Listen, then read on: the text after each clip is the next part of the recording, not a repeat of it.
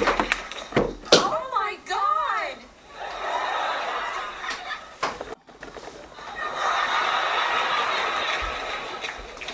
Oh my god! 안녕하세요, OMD입니다.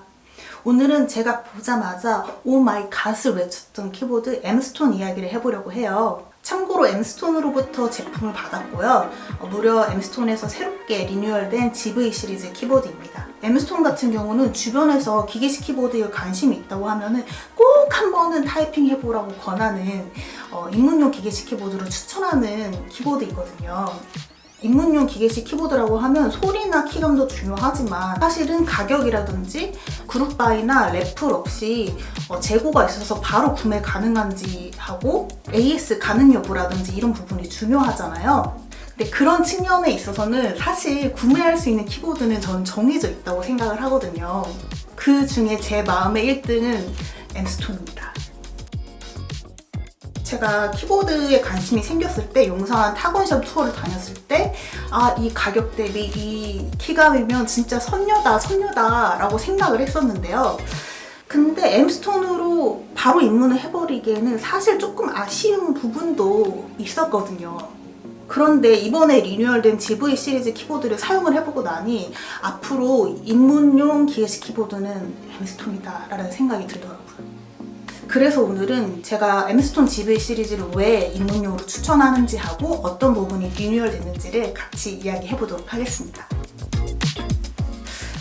왜 그런 경우가 있잖아요. 전교 1등이고 얼굴도 예쁘고 운동도 잘하는데 뭔가 하나는 부족한 그런 사람처럼 M스톤도 다 좋은데 딱 한 가지 아쉬웠던 게 스위치를 다른 스위치로 못 바꿨어요.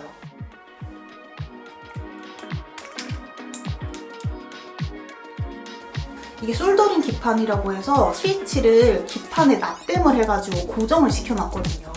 스위치마다 키감도 다르고 소리도 달라가지고 이걸 바뀌어서 연결하는 재미가 있고 사실 이 맛에 키보드 덕질을 하는 게 아니겠어요? 그리고 또 요즘 유행한다는 스위치도 사용해보고 싶잖아요. 스위치를 바꾸면서 사용할 수 없다는 점이 조금 아쉬웠어요.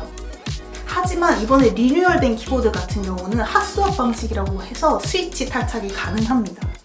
이제는 원한다면 다른 스위치로 바꾸면서 사용을 할 수가 있어요. 그리고 또 리뉴얼된 부분이 있다면 보관판이 알루미늄에서 FR4로 변경이 되었습니다. 제가 알기로는 기성에서는 FR4 보관판은 처음이라고 알고 있어요. 그리고 스페이스바 스테빌도 조금 안정적이어졌다는 느낌이 듭니다.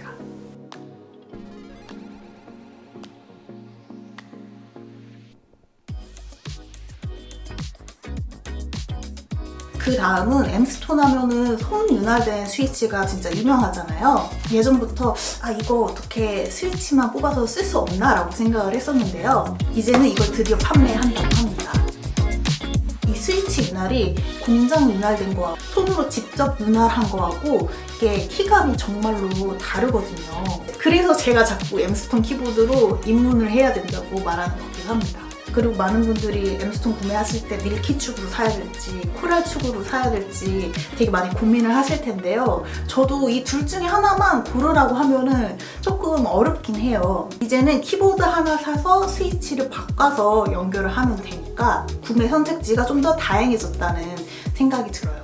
그리고 입문용이고 회사에서 자주 사용을 하고 싶으시다면은 저소음을 추천을 드리고 싶은데요. M스톤 저소음 밀키축하고 저소음 코랄축이 키감이 굉장히 퐁신퐁신하고 소리도 작고 맛돌이더라고요.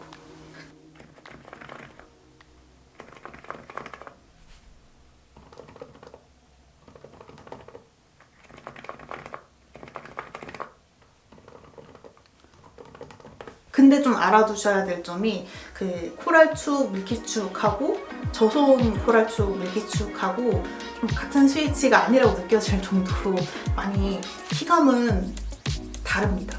제 생각에는 무접점에 가깝다고 생각이 들더라고요. 그리고 제가 코랄축 키보드가 있거든요. 저소음 코랄축하고 비교하는 쇼츠 영상도 올릴 테니까 궁금하신 분들은 같이 보시면 좋을 것 같습니다.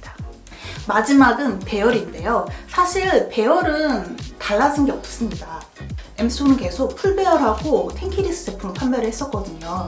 리뉴얼된 GV 시리즈도 여전히 풀배열과 텐키리스 제품을 판매를 합니다.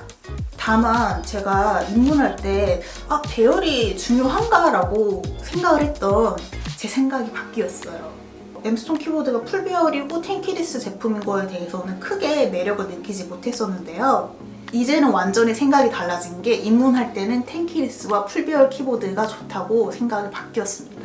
원래는 제가 13인치 노트북을 굉장히 오래 사용을 했었기 때문에 숫자 키가 없는 거에 대해서 굉장히 익숙했거든요. 그리고 페이지 업, 다운, 그리고 홈 같은 내비게이션 키가 이게 필요한가? 어디다 쓰지? 라는 생각을 가지고 있었거든요. 그래서 알리에서 저렴한 65배열 키보드로 입문을 했었거든요. 근데 그 결과 그 키보드는 잘 쓰지 못했습니다. 저는 사무용으로 사용을 해야지 이 키보드를 자주 사용하게 되는데 제가 엑셀을 많이 사용하는데 엑셀을 할 때 F2와 F4가 없으면 일을 할 수가 없더라고요. 그래서 75배열 같은 키보드도 이 정도면 사무용으로 싹 가능이지 라고 생각을 했었는데요. 최근에 제가 화면 캡처를 할 때 사용을 했었는데 이게 프린트 스크린 키가 없으니까 굉장히 난감했습니다. 약간 다른 방법으로 캡처가 가능했지만 약간 비효율적으로 일하게 된 느낌이 있어요. 그러니까 정리하자면은 입문용이고 자주 사용하실 키보드라고 한다면 또는 게임용으로 사용하실 게 아니시라면 커스텀 키보드 중에 풀배열은 되게 드물거든요. 그리고 알리나 타오바오에서 구매하는 저렴한 키보드들도 풀배열이 드뭅니다. 그러니까 엠스톤처럼 기성품을 판매하는 회사 중에서 텐키리스나 풀배열을 구매하시는 거를 추천드리고 싶어요. 참고로 이번에 리뉴얼된 제품은 RGB 기능이 없으니까 구매하실 때 참고하시면 좋을 것 같아요. 오늘 준비한 콘텐츠는 여기까지 있고요. 이제는 조금 딴소리를 하자면은 저는 핑크색 키보드가 너무 좋은 것 같아요. 옷이나 신발 같은 패션 아이템 같은 경우는 핑크색이 부담스러워가지고 잘 안 사게 되는 색깔인데요. 근데 키보드는 핑크색이 너무 좋습니다. 그리고 또 한 가지 더 말하고 싶은 게 제가 키보드 미덕 행사 같은 데 자주 가서 이제 좀 비싸고 좀 좋은 키보드를 많이 타이핑 했는데도 여전히 좀 엠스톤은 자꾸 손이 가고 좋다고 생각되는 키보드인 것 같아요. 당분간 주로 사용할 키보드는 이 친구일 것 같아요. 다음에 또 재밌는 콘텐츠로 뵙겠습니다. 또 봐요.